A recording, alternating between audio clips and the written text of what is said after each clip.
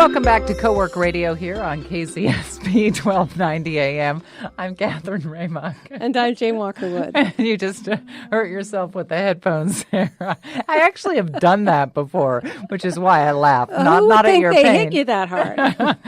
All right, we are sitting. John thinks it's kind of funny, too. John Greathouse in studio with us. He is here every week to answer your questions. He's a UCSB professor, business author, and serial entrepreneur himself as well. And John, how are you doing? Great. How about you? Good. We have a question from Sandy. Oh. She says, I have a tech company that could really help the environment.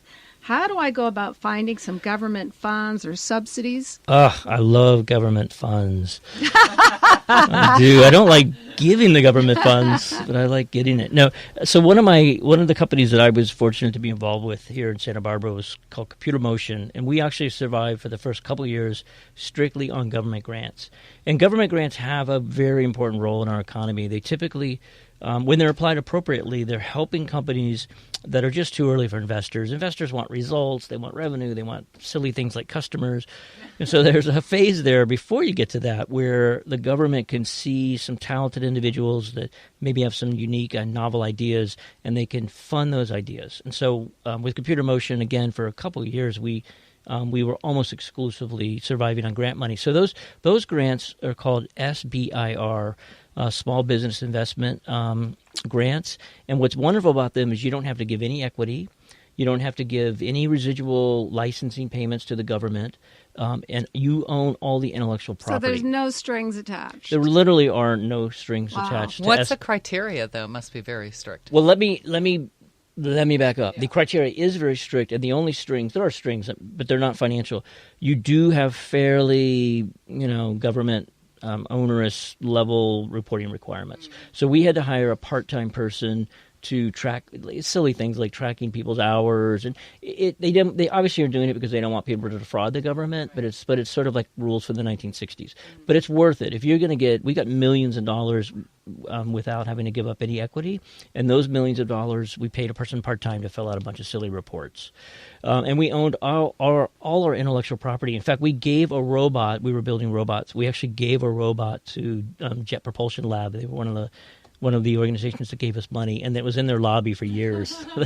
So they felt like for millions of dollars, they got a robot. It was awesome. I'm sure the government hopes you'll be successful, and then they'll get their money back in taxes from you. And that's really it. I mean, I'm sure that there's some slides for many years that showed our company. We were successful. We went public, and we sold the company for a decent amount of dough. And so I'm sure there were slides in some government deck that said, look what we did here with this robotic company.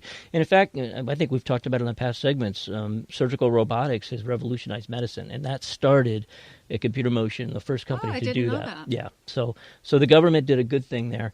There's a couple of resources here in the Santa Barbara area, and all the way down to LA. There's the Los Angeles Clean Tech Incubator. So you guys, I forgot the person's name that asked the question. Apologize.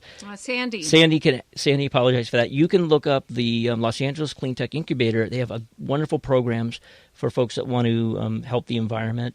There's also a website called America's Got Grants. It lists just thousands of grants. Try to find the ones that really fit. Don't do the shotgun approach of writing a million grant proposals that are errant. Find the ones that are really targeted to what you are going to do, because oftentimes they don't get a lot of submissions. Is there a good grant writing book to help? I'm sure there's online guides. It's been so many years since I wrote a grant. There is a formula. It's like a screenplay. I know you're very familiar with screenplays.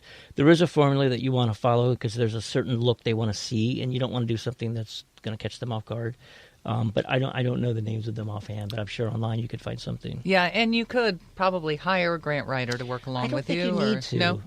I think, again, push through that. We're assuming these people don't have any money, or they wouldn't be asking for grants. The reason I would hesitate there is if you're going to have a grant writer, you're going to have to translate your idea to that person. I'd rather you maybe not have a perfect grant, but have that passion and that firsthand account in those words as opposed to it's sounding formulaic. Like maybe you hire somebody and they have a template and a lot of their words are generic, and then you come across as a generic grant. So I'd rather it be a little maybe out of tune, but it's your song.